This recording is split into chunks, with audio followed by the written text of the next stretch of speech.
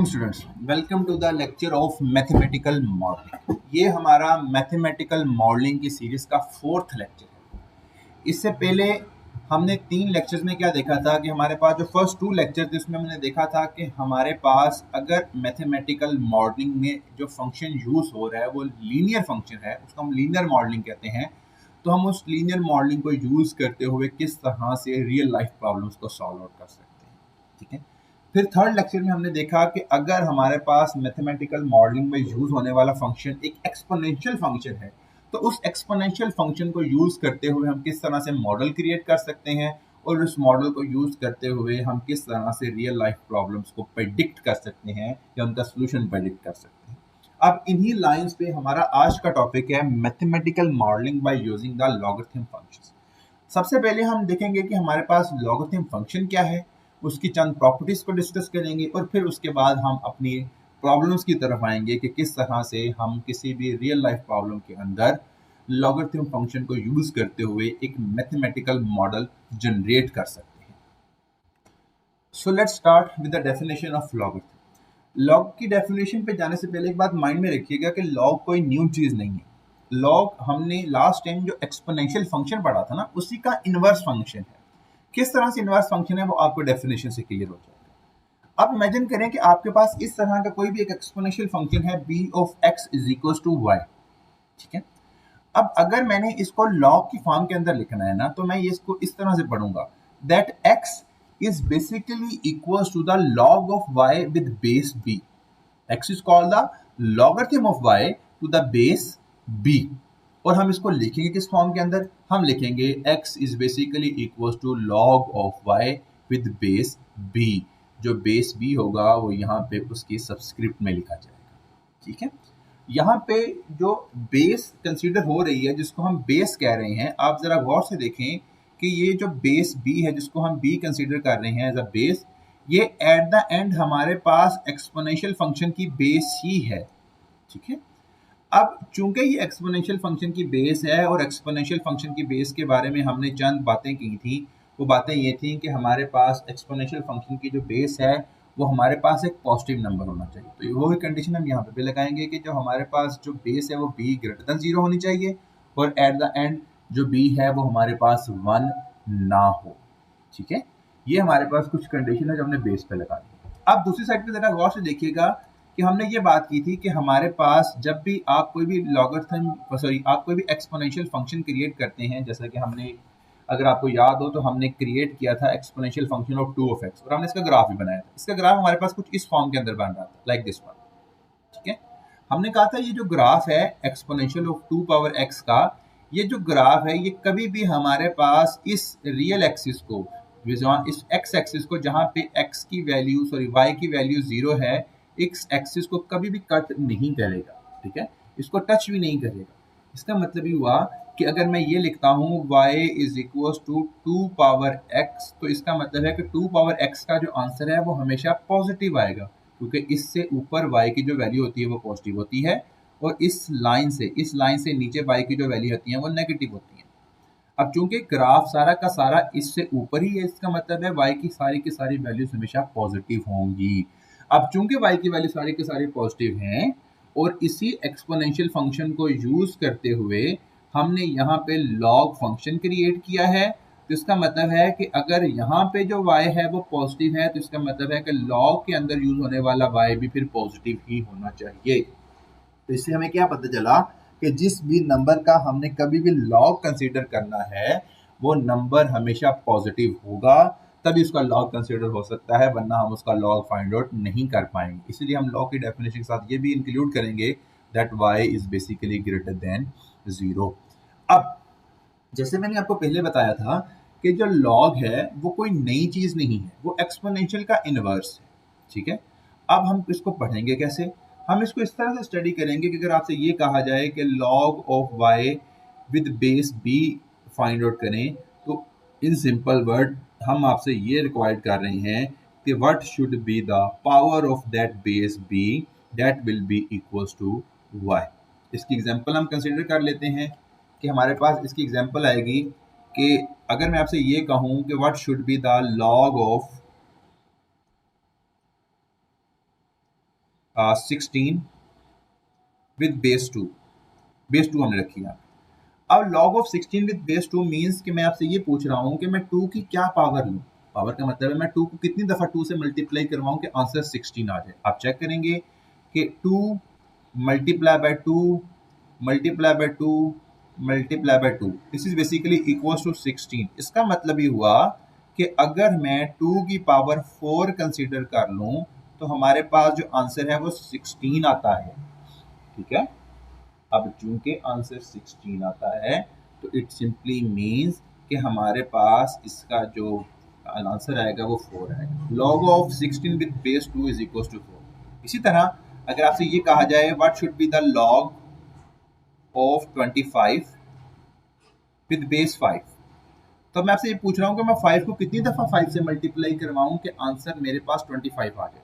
हमें बड़े अच्छे से आइडिया है कि 5 को अगर मैं 5 से 2 दफ़ा मल्टीप्लाई करवा दूँ, 5 मल्टीप्लाई बाय 5 तो आंसर 25 आता है। तो इसका मतलब है that should be equal to 2, क्योंकि हमारे पास जो 5 का स्केयर है वो 25 की इक्वल आता है।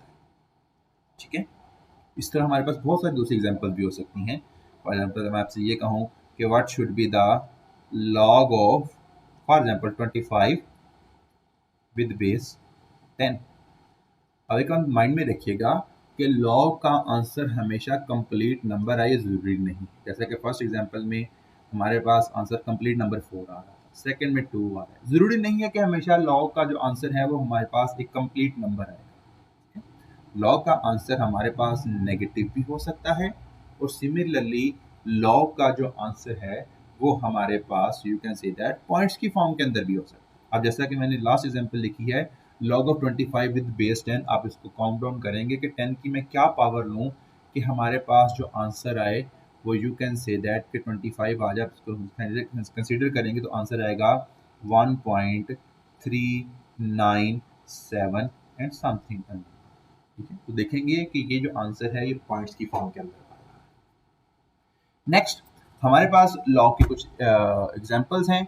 For example first of all हमारे पास जैसे एग्जांपल जो हमने पहले भी डिस्कस की है कि अगर आपसे ये कहा जाए कि log of 16 with base 2 is equal to 4, तो इसका मतलब है कि अगर मैं 2 की पावर 4 कंसीडर करूंगा तो आंसर 16 होगा, जिसमें हमारे पास बेस 2 है और पावर 4 है। सिमिलरली अगर आपसे ये कहा जाए लॉग ऑफ 100 विद बेस 10, अब आपको एक अच्छे से आइडिया हो जाना चाहिए कि इसका आंसर 2 ही आना चाहिए। क्यों? क्योंकि अगर मैं 10 को पावर 2 लूँ, 10 को 2 दफ़ा 10 से मल्टीप्लाई करवाऊँ तो आंसर 100 बनता है। इसका मतलब है 10 square should be equal to 16। Similarly हमारे पास log ऑफ 27 विद बेस 3, 3 को मैं कितनी दफ़ा 3 से मल्टीप्लाई करवाऊँ आंसर 16 से 27 आ जाए तो हमारे पास 3 ही होगा, क्योंकि 3 power 3 is basically equal to 27, और इसको हम इस फॉर्म के अंदर लिख सकते हैं। और सिमिलरली लास्ट वन है कि log ऑफ 0.1 विद बेस 10। अब इसका मतलब है कि 10 को मैं कितनी दफ़ा 10 से मल्टीप्लाई करवाऊँ कि आंसर 0.1 आ जाए। तो ज़रा गौर से देखिएगा कि अगर मैं मतलब इन सिंपल वर्ड में 10 की क्या पावर लूँ कि आंसर आपके पास 0.1 आ जाए। तो 10 की अगर मैं पावर -1 लूँ इसको मैं लिख सकता हूँ 1/10 की फॉर्म के अंदर, और 1/10 is basically equals to 0.1, sorry 0.1। तो इसका मतलब है कि हम अगर 10 की पावर -1 कंसीडर करें तो आंसर 0.1 आता है। तो इस सूरत में log of 0.1 with base 10 is basically equals to -1। जैसे कि मैंने पहले बताया कि log का आंसर नेगेटिव भी हो सकता है, लेकिन जिस चीज़ का मैंने log लेना है, यहाँ पे 16 का log लेना था, यहाँ पे 100 का log कंसीडर करना था, यहाँ पे 27 का, यहाँ पे 0.1 का, ये नंबर नेगेटिव नहीं होने चाहिए, ये नंबर 0 भी नहीं होने चाहिए। ठीक है, इस बात को माइंड में रखिएगा। नेक्स्ट हमारे पास लॉग की कुछ टाइप्स हैं। हमारे पास मेजरली तौर पे 2 लॉग की टाइप्स कंसिडर होती हैं। लॉग की टाइप क्या होता है कि लॉगरिथम की टाइप मींस कि हम उसकी बेस चेंज करते हैं, उसकी टाइप्स चेंज होती हैं। हमारे पास जो फर्स्ट लॉगरिथम की टाइप है this is basically the natural log. जैसे कि हमने नेचुरल एक्सपोनेंट कहा था ना कि नेचुरल एक्सपोनेंट मींस कि ऐसा एक्सपोनेंशियल फंक्शन जिसमें जो बेस आ जाए वो हमारे पास नंबर आ जाए e, जिसकी हमारे पास वैल्यू थी 2.71828। यहाँ पे भी हम वही बात करेंगे कि ऐसा लॉग जिसकी बेस ई आ जाए, ठीक है, तो उसको हम नेचुरल लॉग कंसीडर करेंगे। तो if the base is E it is called the natural logarithm. ठीक है, और इसको हम डिनोट इस तरह से करेंगे। हमारे पास 2 नोटेशन है इसकी। The first one is basically कि मैं लॉग लिख के उसकी बेस में ए कंसीडर कर दूंगा, या मैं जस्ट एल एन लिखूंगा, आप देखेंगे कि आपको कैलकुलेटर पे ये वाला साइन नजर आएगा। जब भी आपको एल एन लिखा नजर आए तो इट मीन्स कि आपको यहाँ पे नेचुरल लॉग कंसीडर करने का कहा गया है। ठीक है, नेक्स्ट हमारे पास इसको हम इस फॉर्म के अंदर लिख सकते हैं कि अगर आपके पास exponential of x is equal to y आ जाए और यहाँ पे जो एक्सपोनेंशियल है वो e हो, बेस e हो, तो हम इसको लिख सकते हैं this is basically equal to natural log of y is equal to x। यहाँ पे ln लिखने का मतलब है कि नेचुरल लॉग है और इसकी जो बेस है वो e। ठीक है, नेक्स्ट हमारे पास है कॉमन लॉग, या इसको हम ब्रिग्स लॉग भी कहते हैं। ठीक है, अब इस लॉग में हमारे पास जो बेस होती है वो हमारे पास नंबर होता है 10। ठीक है, you can see that if the base is 10 it is the common log. ठीक है, और इसको हम इस फॉर्म के अंदर लिखते हैं, या मैं इसको सिंपल लॉग लिखूंगा, for example simple log with base 10 लिखूंगा, या मैं इसको जस्ट एलओजी लिखूंगा। ठीक है, अगर सिंपल एलएन लिखा गया है तो इसका मतलब है नेचुरल लॉग है, और अगर इसको एलओजी लिखा गया है, कोई बेस नहीं दी गई, तो इसका मतलब है यहाँ पे जो हमारे पास बेस है वो 10 है। ठीक है, ये बात माइंड में रखिएगा।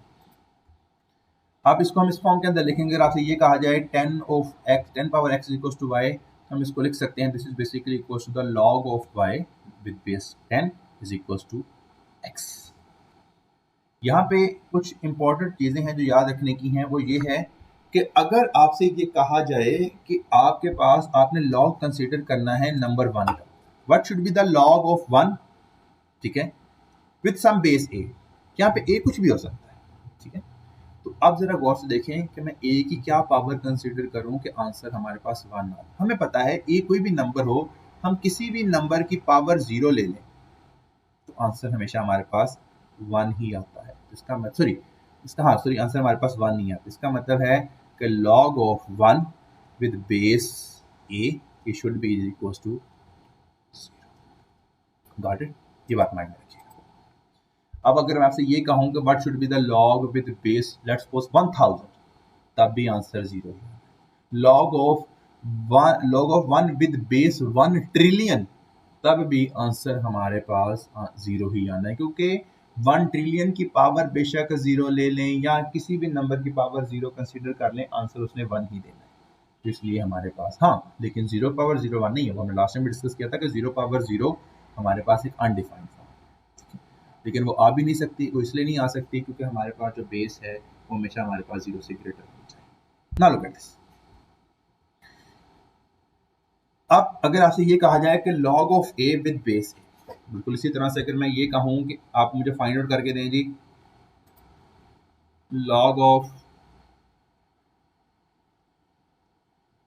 10 विद बेस 10, मतलब 10 की क्या पावर लूं कि आंसर 10 नहीं आ रहा। 10 पावर 1 10 होता है ना, इसका मतलब आंसर 1 आएगा। इसी तरह what should B log of for example 25 with base 25। 25 को कितनी दफ़ा 25 से मल्टीप्लाई करवाएंगे आंसर 25 आ जाए, 1 टाइम्स आएगा ना। इसलिए हमारे पास इसकी जो जब भी कभी आएगा log of a with base a, मतलब जिसका log फाइंड आउट करने हैं वो नंबर और जो बेस है वो दोनों सेम हो जाएं, तो उसका आंसर हमेशा हमारे पास 1 आएगा। ये बात माइंड में रखिए।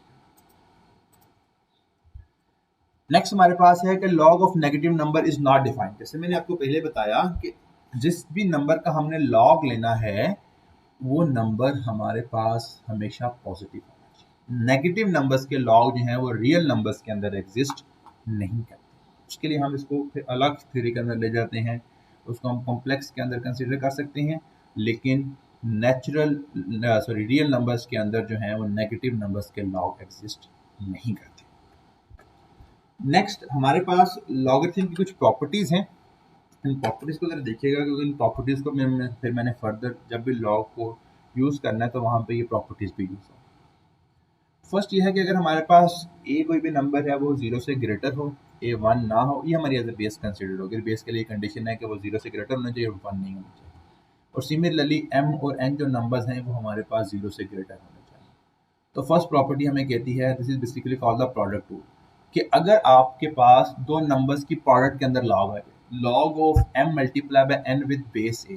अब अगर m और n आपस में मल्टीप्लाई हो रहे हैं तो अगर मुझे m पे अलग से log लगाना हो और n पे अलग से log लगाना हो तो log of m with base a आ जाएगा, और चूंकि मल्टीप्लाई हो रहे तो आंसर प्लस में आ जाएगा, plus log of n with base a। इसको हम कहते हैं product rule of log. Next is basically the quotient rule. Quotient rule में जैसे हमने ये कहा ना प्रोडक्ट रूल में कि m और n दोनों आपस में मल्टीप्लाई हो रहे थे, लेकिन अगर इसका उल्ट हो m और n आपस में डिवाइड हो रहे हो और अब मुझे log ऑफ m और log ऑफ n अलग अलग से लिखना हो, तो ये ना कीजिएगा कि log मतलब न्यूमिनेटर में log अलग लिख दें और डिनोमिनेटर में log n पे अलग लिख दें, ऐसा नहीं होगा। log की प्रॉपर्टी है कि log of m with base a आ जाएगा, और चूंकि ये डिवाइड हो रहे तो अब पॉजिटिव की जगह यहाँ पे नेगेटिव आ जाए। अगर m और n आपस में मल्टीप्लाई हो रहे हैं तो दरमियान में पॉजिटिव आएगा, अगर डिवाइड हो रहे हैं तो दरमियान में नेगेटिव आएगा। ये बन जाएगा minus log of n with base a। Next हमारे पास पावर रूल है। पावर रूल हमें ये कहता है कि अगर मैंने किसी भी नंबर का लॉग लेना हो, लॉग ऑफ m, और m की पावर n पड़ी है विद बेस a, तो ये जो n है ना, जो पावर पड़ी है, ये लॉग से पहले आ जाए, ये बन जाएगा n log of m with base. ये बिल्कुल इसी तरह से अगर आपको इसकी एग्जांपल दूं कि हमारे पास अगर फॉर एग्जांपल ये फॉर्म बनती है, मैं आपसे ये कहूं कि log ऑफ सिंपल log लिखा, इसका मतलब विद बेस 10, ठीक है, 10 पावर 2, ठीक है। तो फिर इसको मैं लिख सकता हूं कि ये पावर पहले आ जाए और log ऑफ 10, मैं जैसे यहाँ पे मैंने सिंपल लॉग लिखा है, कोई बेस नहीं लिखी, और हमने कहा था जब सिंपल LOG लिखा जाएगा कुछ बेस नहीं होगी तो इसका मतलब इसकी बेस हमारे पास 10 ही होगी, ठीक है। वो कहते दोनों चीजें आपस में इक्वल है। नेक्स्ट हमारे पास एग्जांपल है, this is basically the example of gas expansion law, कि अगर आपके पास कोई भी गैस है वो किस तरह से, अगर वो कंप्रेस्ड फॉर्म के अंदर है तो किस तरह से एक्सपेंड करती है। गैस एक्सपेंशन लॉ बेसिकली हमारे पास होता है P V power n is equal to C। इसमें जो P है वो उस गैस का प्रेशर है जिसको आपने कंप्रेस किया हुआ है, जो V है वो उस गैस का वॉल्यूम है जो कि कंप्रेस्ड है, n हमारे पास बेसिकली हम इसको कहते हैं पॉलीट्रॉपिक इंडेक्स, ठीक है। ये जो पॉलीट्रॉपिक इंडेक्स है ये गैस की नेचर पे, उसके टोटल वॉल्यूम पे और उसकी जो प्रेशर उस पर डिपेंड करता है। और सिमिलरली जो C है ये एक कांस्टेंट वैल्यू होती है जो गैस के प्रेशर और उसकी वॉल्यूम के और उसकी नेचर के हिसाब से चेंज होती है। अगर आप गैस चेंज कर देंगे तो ये कांस्टेंट है, कांस्टेंट भी चेंज हो जाएगा, ठीक है। अब हमने इसको किस तरह से यूज करना है, वो कहता है कि हमारे पास ये आप फॉर एग्जांपल ये लॉ है ना, ये हमने एक मॉडल क्रिएट कर दिया, ये मॉडल हमारे पास क्रिएटेड है, ठीक है।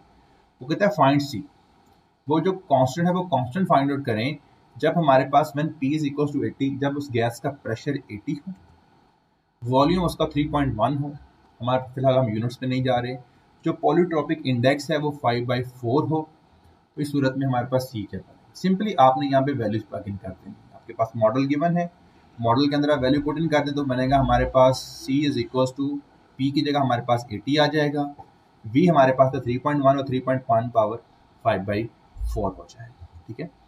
अब जरा गौर से देखिए कि अगर आप इसको सिंपली सॉल्व कर सकते हैं तो वेल एंड गुड, 3.1 पावर 5/4 लिख दें, वेरी गुड। अगर आप लिख सकते हैं तो वेल एंड गुड। लेकिन अगर आपके पास यहाँ पे प्रॉब्लम आ रही है तो इस एक्सपोनेंशियल फंक्शन को हम लॉग के अंदर कन्वर्ट कर सकते हैं। लॉग के अंदर किस तरह कन्वर्ट करेंगे कि अगर मैं दोनों साइड पे लॉग विद बेस 10 से मल्टीप्लाई करूँ, ये बन जाएगा लॉग ऑफ C। अब यहाँ पे मैंने कोई बेस नहीं लिखी ना, जिसका मतलब बेस 10 है। सिमिलरली ये लॉग ऑफ 80 बन जाएगा। अब चूंकि हमारे पास अगर मैं इसको कंसिडर करता तो हमारे पास इस पूरी की पूरी टर्म का लॉग आना था, हमारे पास आना था log of 80 multiply by 3.1 power 5/4, इस पूरी टर्म का लॉग आना था। अब देखें कि अगर मैं यहाँ पे जस्ट दो टर्म्स को कंसीडर करूं, फर्स्ट टर्म हमारे पास है ये वाली 80 और सेकंड टर्म ये सारी की सारी टर्म, इसको अगर सेकंड टर्म कंसीडर करूं सारी की सारी टर्म्स, तो एट द एंड देखें कि हमारे पास लॉग में दो टर्म्स आपस में मल्टीप्लाई हो रही हैं। हम इसको अगर मैं m कंसीडर कर लूं और इसको n कंसीडर कर लूं तो m और n आपस में मल्टीप्लाई हो रही है। और जब हमने प्रॉपर्टी फर्स्ट देखी थी कि इसको हमने प्रोडक्ट रूल कहा था कि जब भी लॉग के अंदर दो टर्म्स मल्टीप्लाई हो रही हो तो दोनों पे आपने अलग अलग से लॉग लिखना हो, तो फर्स्ट टर्म का लॉग आ जाएगा that will be log of 80 with base 10, और साथ में अब नेक्स्ट क्या होगा, नेक्स्ट प्लस का sign, plus log of 3.1 power 5/4, और उसके बाद हमने जब पावर रूल लगाया तो ये जो पावर 3 बाई यहाँ पे बेसिकली आनी थी, जो एट द एंड आपके पास ये बनना था, मैं आपको एक्सप्लेन कर दूं, जब आपने लॉग लिखना था तो ये बन जाना था हमारे पास log of 80 plus log of 3.1 power 5/4। अब log ऑफ 80 तो एज इट इज आ जाएगा, ठीक है, प्लस जो पावर है, हमने कहा था पावर पहले आ जाती है, ये बन जाएगा 5/4 and that should B log of 3.1। ये हमने यहाँ पे लिख दिया, ठीक है। अब सिंपली आपने क्या करना है, हमें पता है कि यहाँ पे चूंकि सिंपल लॉग विद बेस 10 है, तो आप log ऑफ 80 कंसिडर कर लें कैलकुलेटर पे, ठीक है, वो हमारे पास आ रहा है 1.093 और सिमिलरली आप कंसिडर कर लें log ऑफ 3.1, वो आ रहा है 0.4970 और इसको 5/4 से मल्टीप्लाई करवा दें तो हमारे पास जो ओवरऑल आंसर बनेगा वो बनेगा 2.5174। बेसिकली ये हमारे पास वो जो कांस्टेंट है जो कि गैस एक्सपेंशन लॉ में यूज़ हो। अगर गैस में हमारे पास जो प्रेशर है वो 80 हो और जो वॉल्यूम है वो 3.1 हो और उसका जो पॉलीट्रॉपिक इंडेक्स है वो 5/4। तो अब अगर ज़रा गौर से देखिएगा कि हमारे पास ये जो वैल्यू आई है ना, सॉरी ये जो वैल्यू आई है log ऑफ c की वैल्यू आई है, c की वैल्यू नहीं है, माय मिस्टेक, ये log ऑफ c की वैल्यू आई है, ठीक है। अब चूंकि ये log ऑफ c की वैल्यू आई है तो हमारे पास सिनेरियो कुछ ये बन गया है, हमारे पास ये बना है, हमारे पास आंसर बना है log of c which is basically the base 10 क्योंकि कुछ नहीं लिखा हुआ था इज इक्वल टू 2.5174।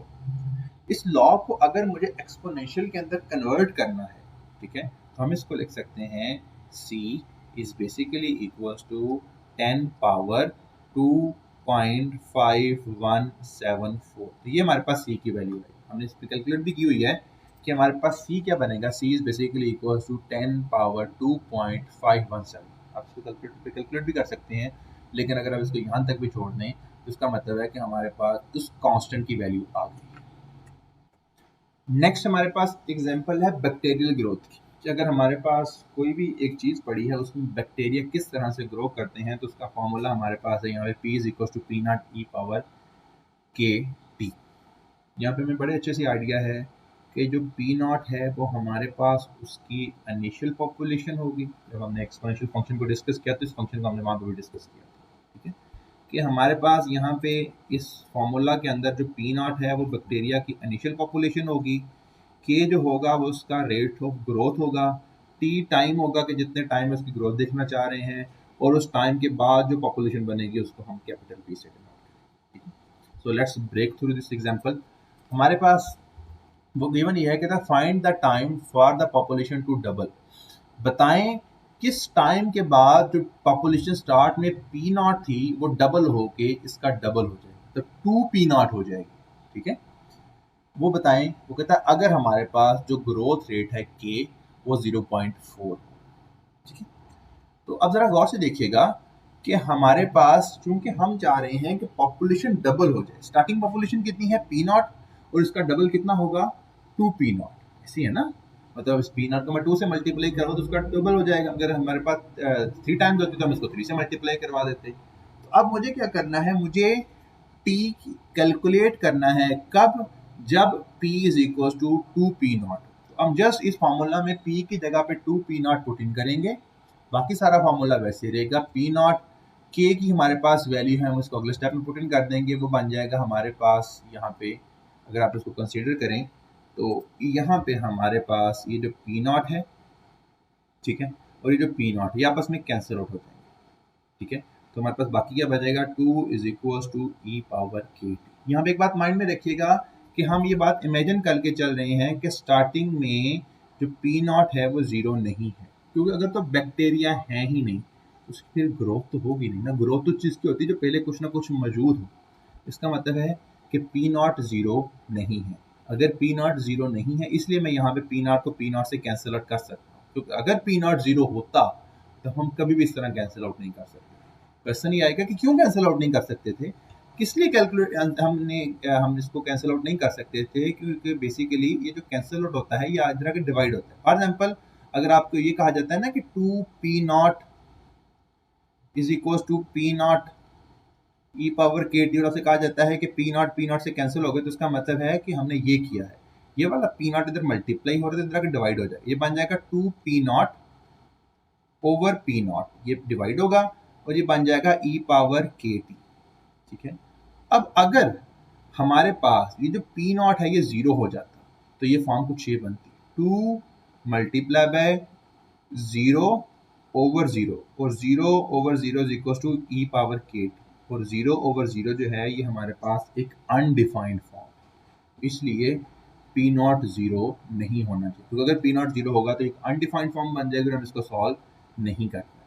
अब चूंकि पी नॉट जीरो नहीं था इसलिए हमने इसको जीरो से कैंसिल आउट कर दिया, तो यहाँ पे कुछ भी नहीं बचा, ये बन गया 2 is equal to e power k t. Next हमारे पास इसको सॉल्व आउट करना है। ठीक है, सॉल्व करने के दो वेज हैं कि आप यहाँ पे k की वैल्यू फाइंड आउट कर लें। ठीक है, और उसके बाद हम इसमें से एक्सपोनेंशियल को सॉल्व करके t की वैल्यू वहाँ से कैलकुलेट करें, या इसके लिए हमें क्या करना पड़ेगा, हम दोनों साइड पे लॉग कंसीडर करें। अब जरा गौर से देखिएगा कि पिछले एग्जाम्पल में और इस एग्जाम्पल में डिफरेंस सिर्फ इतना है कि मैंने वहाँ पे लॉग विद बेस 10 कंसीडर किया था, यहाँ पे मैं जस्ट नेचुरल लॉग कंसीडर कर। नेचुरल लॉग मीन्स के लॉग विद बेस e। क्यों? क्योंकि मैंने अपना मॉडल देखा कि मॉडल में जो मेरे पास बेस यूज हो रही है वो ई बेस यूज हो रही है। अगर तो कोई बेस यूज ना हो तो फिर मैं 10 कंसीडर कर सकता था, लेकिन चूंकि यहाँ पे ई बेस यूज हो रही है तो फिर मैं उस हिसाब से इसका नेचुरल लॉग कंसीडर करूंगा, क्योंकि नेचुरल लॉग में भी जो बेस होती है वो ई ही होती है। तो जब हम दोनों साइड पे लॉग कंसीडर करेंगे ये बन जाएगा नेचुरल लॉग ऑफ 2, और ये बन जाएगा हमारे पास, यू कैन से दैट ये बन जाएगा इस फॉर्म के अंदर। थोड़ा एक्सप्लेन कर दूं, ये बन जाएगा हमारे पास, अगर मैं दोनों साइड पे लॉग कंसीडर करता, ये बनता है natural log of 2 is equal to natural log of e power k t. Natural log of 2 natural log of 2 as it is आ जाएगा, और ये जो पावर है ये पहले चली जाएगी, ये बन जाएगा k t natural log of ई।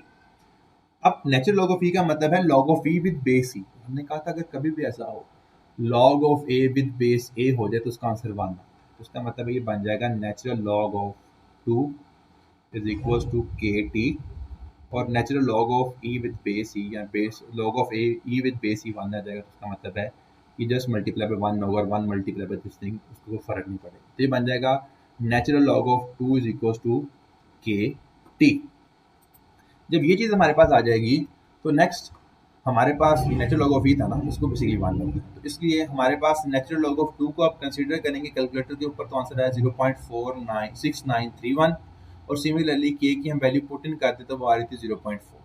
ठीक है, मुझे क्या कैलकुलेट करना है, मुझे टाइम कैलकुलेट करना है ना, find time for population to double. अब इसमें हम टी कंसीडर करेंगे तो टी कैलकुलेट करने के लिए 0.4 इधर जाके डिवाइड हो जाएगा, बन जाएगा t is equal to 0.6931 divided by 0.4। अब इसको कैलकुलेट करेंगे, आंसर आएगा 1.733 आवर्स। अगर हम आवर्स में कंसीडर कर रहे हैं तो इसका मतलब है इतने घंटों के बाद जो बैक्टीरिया की पॉपुलेशन थी, अगर उसका हमारे पास ग्रोथ रेट 0.4 हो, 0.4 मीन्स कि आपके पास क्या होगा, अराउंड 40%।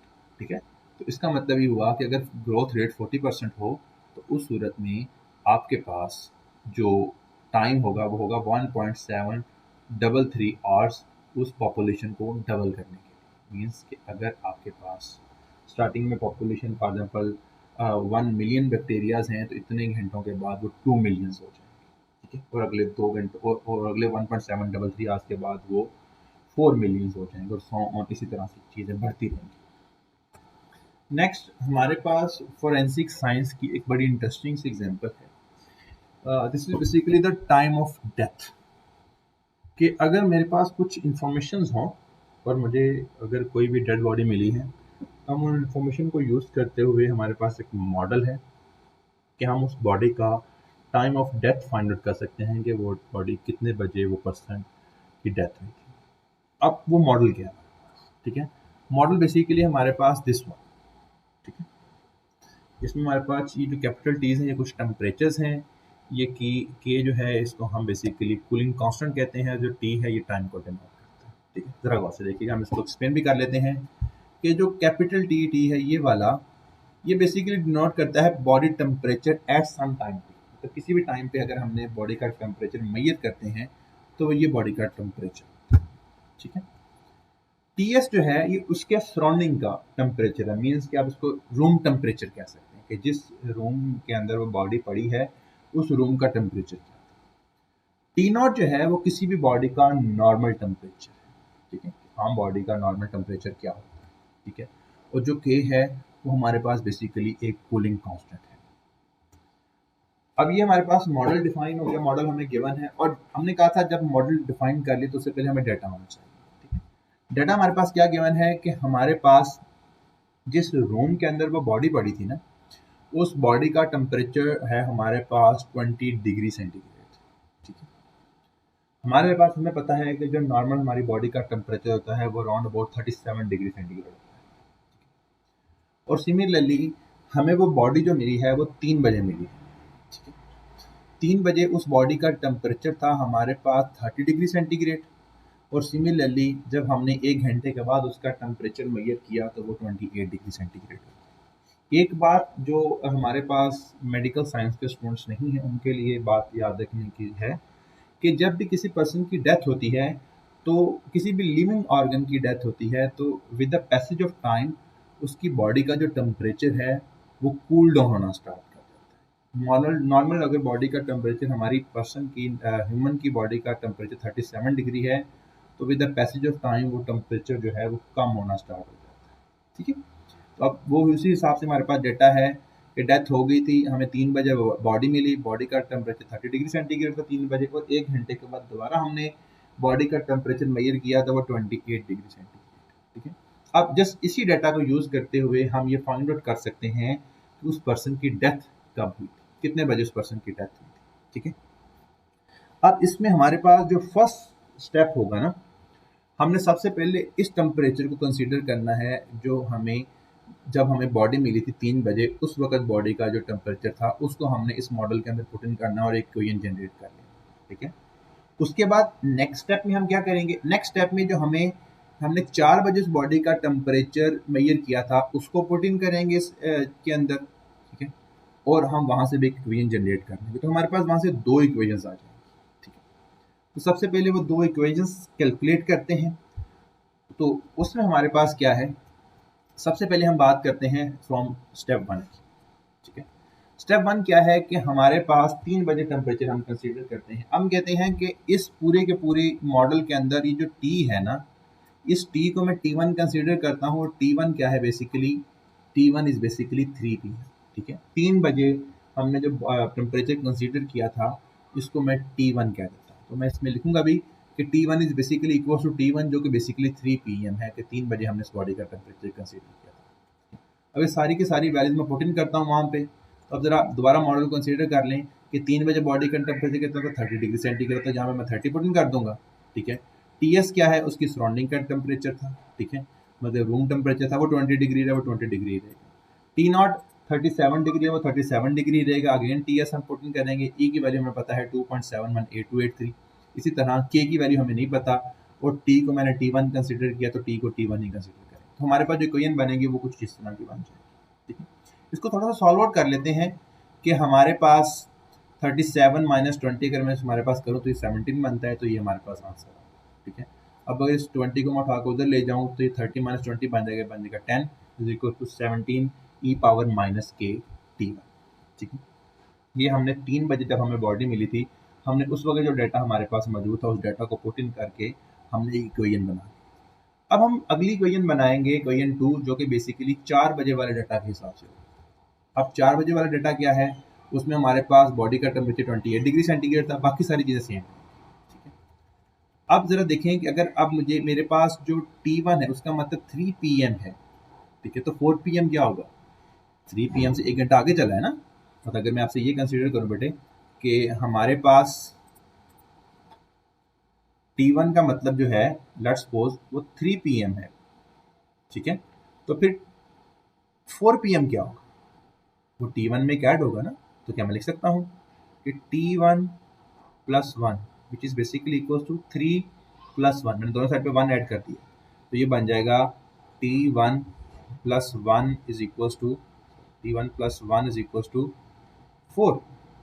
इसका मतलब ये है कि हमारे पास अगर मेरे पास जो T1 है वो 3 PM को डिनोट कर रहा है, तो अगर मुझे 4 PM लिखना है तो वो बनेगा T1 प्लस 1 की फॉर्म के, ठीक है।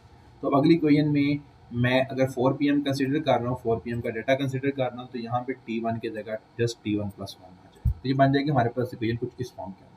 ठीक है, अगेन इसको सॉल्व आउट करते हैं, 20 को उधर ले जाता हूँ, ये बन जाएगा 8 into 17 e power minus k T over minus k. ठीक है, अब अगर मैं इन दोनों इक्वेशंस को आपस में डिवाइड करता हूँ, ठीक है, तो डिवीजन के बाद for example divide in that sense कि मैं इस इक्वेशन को इस इक्वेशन से डिवाइड कर दूँ, तो अगर मैं आपको थोड़ा सा मैं दिखा दूँ तो डिवीजन किस तरह से होगी कि मैं ये जो इक्वेशन 1 है इसको इस इक्वेशन के डिनोमिनेटर में लिखता हूँ। हमारे पास राइट साइड के डिनोमिनेटर में आ जाएगी, 10/8 हो जाएगा, सॉरी 8/10 हो जाएगा, और जो हमारे पास राइट साइड है वो इसके हमारे पास उसके डिनोमिनेटर में आ जाएगा, बन जाएगा 17 e power minus k T. Means कि मैंने इक्वेशन 1 को इक्वेशन 2 के डिनोमिनेटर में लिख दिया। अब इसमें से जो चीज़ें कैंसिल आउट हो रही हैं वो चीज़ें कैंसिल आउट कर देते हैं। हमारे पास लेफ्ट साइड पे तो कुछ कैंसिल आउट नहीं हो रहा, ये 8/10 8/10 ऐसे रहेगा। इसको हम थोड़ा सा कर सकते हैं कि 2 और 5 की फॉर्म के अंदर अगर इसमें लिखना चाहूँ तो आप लिख सकते हैं, अगर ना भी लिखें तो ये ठीक है। और दूसरी सूरत में हमारे पास ये 17 ऊपर भी है माइनस ई पावर माइनस के T1, और ये नीचे भी, ये आपस में कैंसिल आउट हो जाएंगे। फिर बचा क्या हमारे पास रिमेनिंग बच जाएगा 8/10 is equal to e power minus k. ठीक है, ये फॉर्म हमारे पास बच जाएगी। इसको देख लेते हैं, मीन के हमारे पास ये बचा 8/10 ई पावर माइनस के। मुझे क्या फाइंड आउट करना है, मुझे इस स्टेप के अंदर जो कूलिंग कांस्टेंट है ना वो कूलिंग कांस्टेंट फाइंड आउट करना। अगर कूलिंग कांस्टेंट आ जाए तो वहां से मुझे कुछ ना कुछ आइडिया मिल जाए। सबसे पहले हमारा स्टेप क्या था कि हमने 3 PM वाला जो टाइम था उसको यूज करते हुए इक्वेशन बनाई, फिर हमने 4 PM वाले टाइम को यूज करते हुए इक्वेशन बनाई। अब उन दोनों इक्वेशंस को मिला के इनको आपस में डिवाइड कर वहां से मुझे कूलिंग कांस्टेंट जो था वो कूलिंग कांस्टेंट फाइंड आउट करना है कि किस कांस्टेंट से जो मेरी बॉडी है, जो डेड बॉडी है, वो किस टेम्परेचर से कूल डाउन कर रही है। ठीक है, वो के डिनोट करेगा। तो अगर मैं इसमें से के की वैल्यू फाइंड आउट करना चाहूँ तो हमें बड़े अच्छे से आइडिया है कि अगर मैं वहाँ पे जो बेस है वो ई है, नेचुरल बेस है, अगर मैं दोनों साइड पे नेचुरल लॉग कंसीडर करूँ तो बन जाएगा नेचुरल लॉग ऑफ, सॉरी इसको अगर डिवाइड करें तो 8/10 बेसिकली 0.8 होगा, हमने पहले वो कर लिया। अब अगर मैं दोनों साइड पे नेचुरल लॉग कंसीडर करूँ बेटा, तो इसे हमारे पास फॉर्म कुछ इस तरह की बननी चाहिए। मैंने डायरेक्टली लिखा है, मैं इसको थोड़ा सा एक्सप्लेन भी कर देता हूँ। ये हमारे पास बनना था बेटा, अगर इसमें दोनों साइड में मैं लॉग कंसीडर करता, ये बनता natural log of e power minus k is equal to natural log of 0.8। ये माइनस के क्योंकि पावर में है ये वहां पे आ जाएगा, माइनस के एज इट इज आ जाएगा। ठीक है, और अब बाकी क्या बचेगा, बाकी बचेगा natural log of e with base e, वो हमें पता है natural log of e with base e 1 होगा, तो उसको लिखने की जरूरत नहीं है। बाकी बच जाएगा नेचुरल लॉग ऑफ 0.8। और अगर मैं दोनों साइड पे माइनस से मल्टीप्लाई करवा दूं, तो इस साइड पे भी माइनस से मल्टीप्लाई करवाऊं और इस साइड पे भी माइनस से मल्टीप्लाई करवाऊं, तो ये माइनस माइनस पॉजिटिव हो जाएगा, ये बन जाएगा पॉजिटिव के, और ये बन जाएगा माइनस नेचुरल लॉग ऑफ 0.8। अब आप natural log of 0.8 find out करें, उसको नेगेटिव से मल्टीप्लाई कर दें, तो हमारे पास जो आंसर बनेगा that is basically equal to 0.223। इसका मतलब है जो कूलिंग कांस्टेंट, जिस कांस्टेंट के साथ हमारी उस पर्सन की जो डेड बॉडी है वो कूल डाउन कर रही है, वो हमारे पास ये है 0.223। जब ये कांस्टेंट आ गया, ठीक है, अब इस कांस्टेंट को अब किसी भी इक्वेशन के अंदर पुट इन करना है। हमने दो इक्वेशन बनाई थी ना, इक्वेशन 1 इक्वेशन 2, इसमें से किसी भी इक्वेशन के अंदर इसको पुट इन करें। ठीक है, मैं इक्वेशन 2 दोबारा दिखा दूं, मैंने डिवीजन के फॉर्म के अंदर लिखी थी। अब इसको किसी भी इक्वेशन के अंदर पुट करें, इक्वेशन 1 इक्वेशन 2 के अंदर, इसे आप T1 की वैल्यू फाइंड करें। ठीक है, हमारे लिए जो इक्वेशन 1 है वो ज़्यादा आसान है क्योंकि इसके अंदर टर्म्स कम है, हम इसके अंदर पुट इन कर देते हैं। ठीक है, अगर आप इक्वेशन 2 के अंदर पुट इन कर देंगे किसी को फर्क नहीं पड़ेगा, आंसर सेम आएगा। ठीक है, अब लेकिन इक्वेशन 1 के अंदर कैलकुलेशन थोड़ी सी कम होंगी, इसलिए हम इक्वेशन 1 के अंदर पुट इन करें। ठीक है, अब हम जब इसको इक्वेशन 1 के अंदर पुट इन करते हैं k की वैल्यू को, तो हमारे पास बनता है 10 is equal to 17 e power minus k t था ना, माइनस के की जगह मैंने वो वैल्यू पुट इन कर दी और T1। ठीक है, यहाँ से आप इसको सॉल्व आउट करें तो ये बन जाएगा हमारे पास ई पावर माइनस 0.223 T1, और ये 10 डिवाइड बाई 17 हो जाएगा। ठीक है, अब अगेन आप ज़रा दोनों साइड पे लॉग कंसीडर करें तो बेटे ये बन जाएगा हमारे पास नेचुरल लॉग हमने लिया। ठीक है, बिल्कुल उसी तरह से जैसे मैंने आपको लास्ट स्टेप में बताया था, हमने नेचुरल लॉग लिया था। अब यहाँ पे भी नेचुरल लॉग लेंगे बेटे, तो मैं आपको थोड़ा सा बता दूं कि ये बन जाएगा natural log of e power minus 0.223 T1 और ये बन जाएगा नेचुरल लॉग ऑफ 10/17। अगेन ये जो पावर है ये तो साइड पे हो जाएगी ना, ये बन जाएगा -0.223T1। और बाकी क्या बचेगा, बाकी बचेगा यहाँ पे बचना चाहिए था natural log of e with basis, जो कि 1 ही होता है, तो इसको हमने लिखने की हमें जरूरत ही नहीं है, इसको हमने लिखा ही नहीं। ठीक है जी। बाकी फिर आगे क्या बचा, आगे इस साइड पे बच जाएगा हमारे पास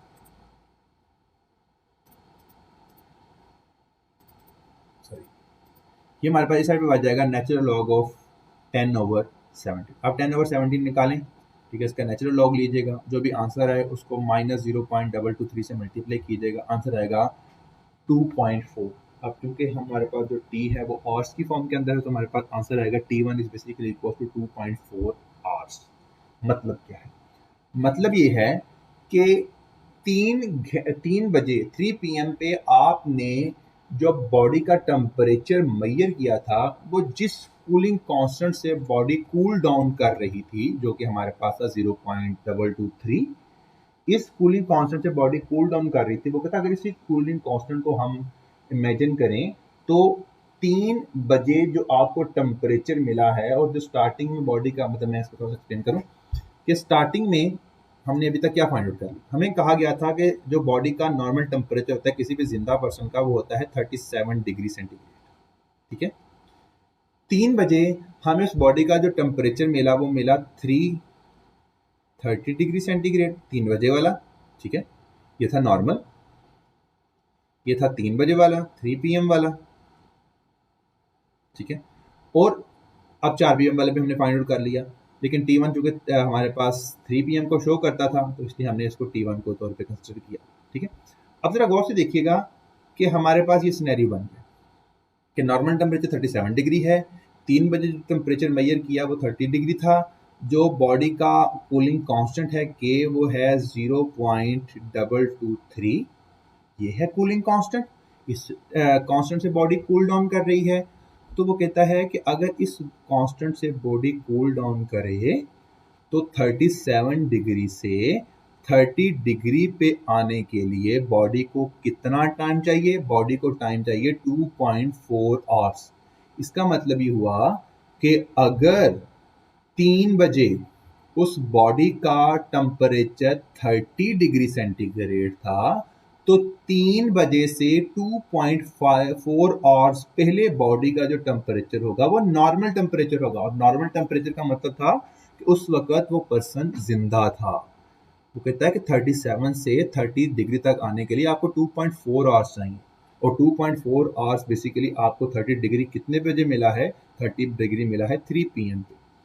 तो अगर अब आपने नॉर्मल टेम्परेचर पे जाना है तो आपको 2.4 आवर्स ऊपर की तरफ जाना पड़ेगा। 2.4 आवर्स पहले बॉडी का टेम्परेचर नॉर्मल था, बॉडी का टेम्परेचर नॉर्मल होने का मतलब है कि 2.4 आवर्स पहले पर्सन जिंदा था।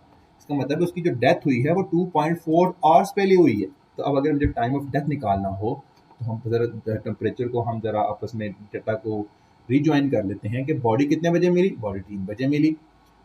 अब 3 बजे से पहले कितनी देर पहले बॉडी का टेम्परेचर नॉर्मल था, 2.4 आवर्स पहले बॉडी का टेम्परेचर नॉर्मल था। तो अब अगर मुझे टाइम ऑफ डेथ निकालना हो तो टाइम ऑफ डेथ बेसिकली होगा 3 PM माइनस 2.4 आवर्स, जो बन जाएगा हमारे पास 12:36 PM के राउंड अबाउट 12:36 PM पे उस पर्सन की डेथ हुई थी।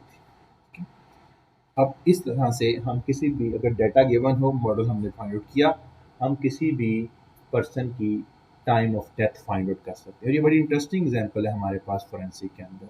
इसी तरह बेसिकली कंक्लूजन में भी देखें, this is an important application of exponential decay in forensic sciences. So ये हमारे पास कुछ आज का लेक्चर था। अब एक्सपोनेंशियल के रिलेटेड और लॉगरिथम फंक्शन के रिलेटेड हमारे पास कुछ प्रैक्टिस क्वेश्चन हैं, वो प्रैक्टिस क्वेश्चन मैं आपको दिखा देता हूँ।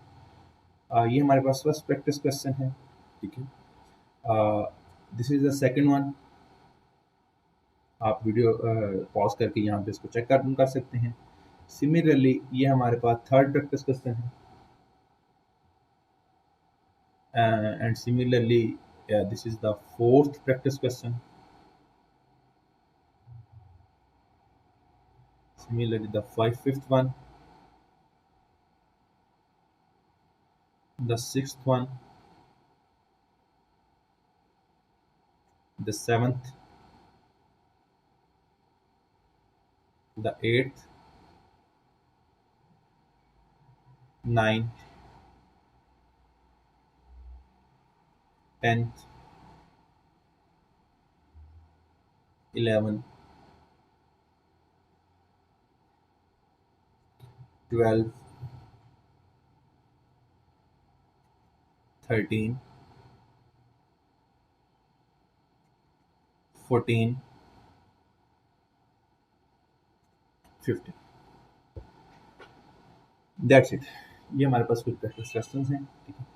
तो आप इनको यूज़ करते हुए आपकी प्रैक्टिस हो जाएगी, इनको सॉल्व आउट कीजिएगा। अगर फिर भी आपको क्वेश्चन है तो आप मुझसे चैट बॉक्स के अंदर पूछ सकते हैं। और अगर आपको इन प्रैक्टिस क्वेश्चन की पीडीएफ फाइल चाहिए होगी या आपको इस लेक्चर की पीडीएफ फाइल चाहिए होगी तो वो मैं आपके साथ क्लास में शेयर करूँगा। Thank you so much. अगर आपको ये वीडियो अच्छी लगी तो उसको लाइक कीजिएगा और चैनल को सब्सक्राइब कीजिएगा। Thank you so much. अल्लाह हाफिज़।